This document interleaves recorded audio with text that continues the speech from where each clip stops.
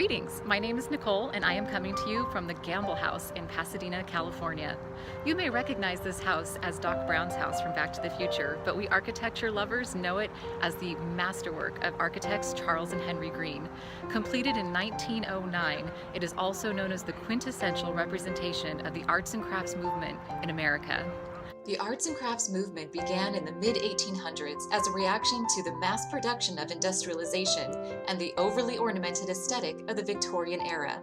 It started with English art critic John Ruskin and was ushered into physical form by famous British designer William Morris. The movement embodied the ideas of honest architecture and handmade craftsmanship, but it was so much more. It was a way of life.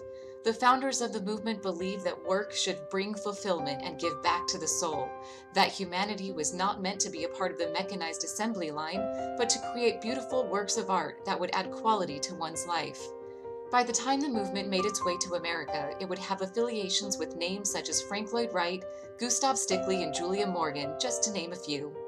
Elbert Hubbard, a successful salesman turned writer and philosopher, wrote this epigram: "One machine can do the work of 50 ordinary men. No machine can do the work of one extraordinary man." As fine craftsmanship is coming back into fashion and up-and-coming generations are seeking a purpose outside of the cubicle, we are watching a revival of the arts and crafts movement unfold before us. I invite you to join me and my Art of the Craft community in celebrating these ideas. Allow me to be your usher into a place of reflection, celebration, and sharing of these ideas.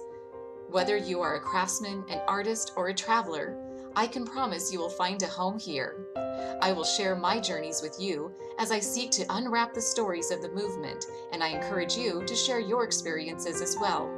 The stories are waiting to be told, so let's gather our efforts and our common vision to aid in preservation of the architecture, art, and philosophy of the craft.